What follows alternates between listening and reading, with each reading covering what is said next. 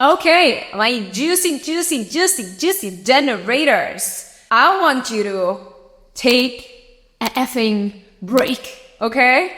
I want you to really look at your sacral center. I want you to imagine you have a treasure box, and I want you to assess how many compromises you're currently making that are draining your energy are not a hell yes.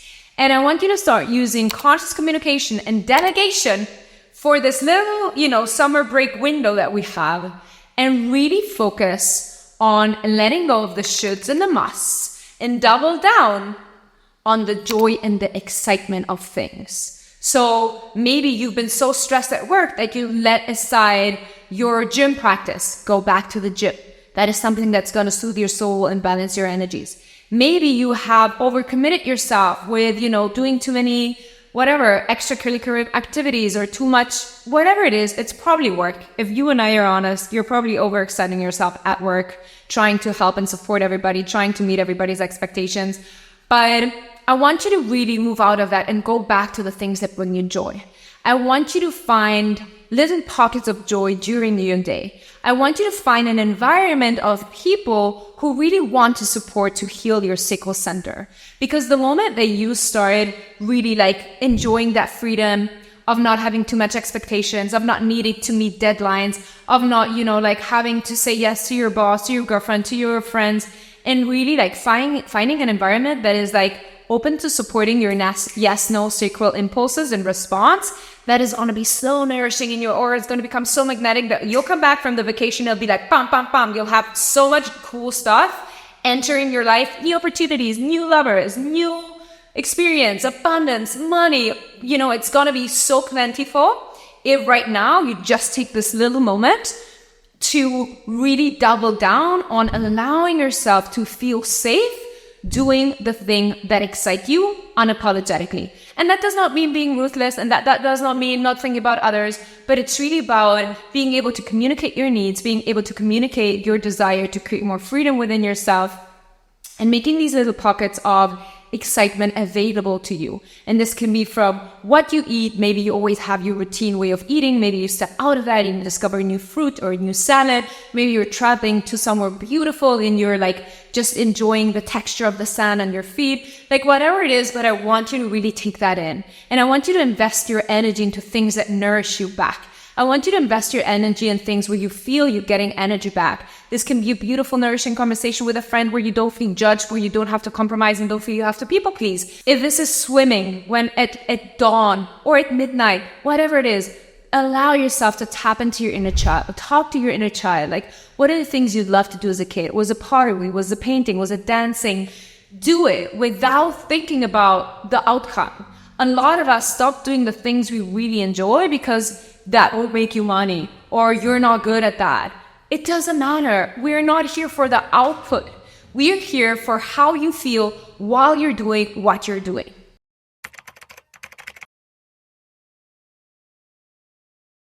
You know what makes you attractive, my lovely dearest generator? Actually being excited about life. There's nothing less attractive than somebody who has low energy, is complaining, sees everything negatively, only sees the dark side of life. The glass is always half empty, never really has, a spark. There is no joy, there's no juice, there's no sensuality. That's not attractive. But you know what makes you really attractive, my dear generator? You owning what you get excited about.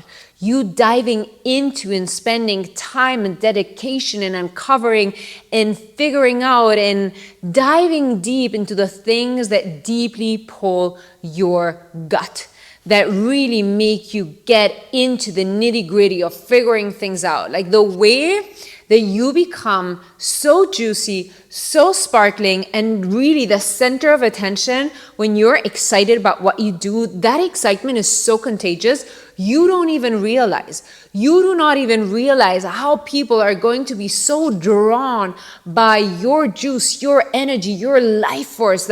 You carry this deep, dominant, powerful, incredibly exciting, juicy energy around you. And when you tap into that full potential, it is an endless well. It is an endless well of energy when you do the things that you love. So the way that you gain attractiveness is by moving away from that belief that you will be liked when you please other people, that you will be liked when you sacrifice your own desires to help other people. Yes, that can create a codependence. And yes, that can protect you from that fear of being abandoned, of people not needing you, of not actually just trusting that who you are is enough and that you believe you need to sacrifice your own needs in order to be accepted. And like, there is no shame in that. We all have understanding for some situation like that. We can all connect to that experience in a certain extent. But you, my dearest generator, are going to enhance your radiance and your magnetism in such an incredible, powerful way when you start doing the things that you love. Take up that ceramic class, start drawing, start doing jewelry, go to the gym, like it doesn't matter. Just take a moment of your day to really double down on something that gets you excited. If you're a generator, the way that you're going to eat is to really double down on getting excited about what it is you put in your body. Because you can be following all of the diets, and I've seen it so often that a lot of generators actually start gaining weight when they're eating stuff they have been told is healthy, but their sacral is like, ugh, this is disgusting.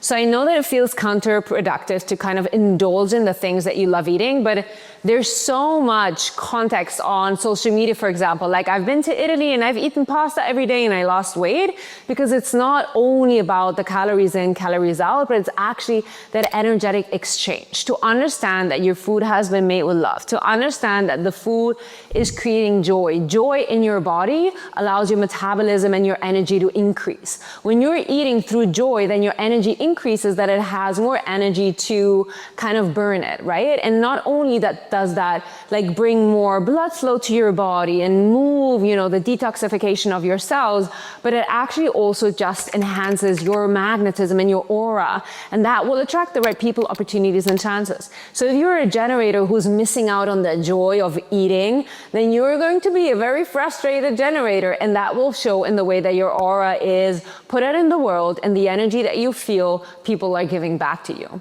And the way that you're meant to move your body, it is really about that like long, consistent period of exercise. You're somebody who loves to figure it out. So this might mean that you are running on a treadmill. This might mean that you love, doing 2-hour bike rides, whatever it is. There's something about the consistency of doing a repetitive movement in the gym that you're going to thrive on. This is something that you're really going to enjoy. Generally, this theme of consistency, whether it is in food, whether it is in the way that you're eating, is really fascinating and interesting to watch. And so that is going to be very important. As for nervous system regulation tools, I don't want to give you the same spiel of always of like, oh, you have to be calm, you have to be relaxed. For you, things like singing, things like drawing, things like, sensual movement and dance are things that allow you to be in that like beautiful, consistent energy that your sacral is here to release, but in a way that is exciting, in a way that is joyful, in a way where you are creating. Because you are a generator and you have this defined sacral center, your specific, most glorious way of really like moving stagnant energy, releasing energy that isn't yours, is through creation. This is painting, this is moving, this is dancing, this is singing, this is humming. There's so many, things that you can do. A lot of times people can get very bored by doing meditations and just like lying in a room. And maybe you're somebody who enjoys an active meditation. Like, these are the things where you're moving, where your energy is exalting, that actually allows the detoxification process to happen, allows your energy and mood to be boosted, and you just have this more radiant, powerful, and beautiful magnetic aura.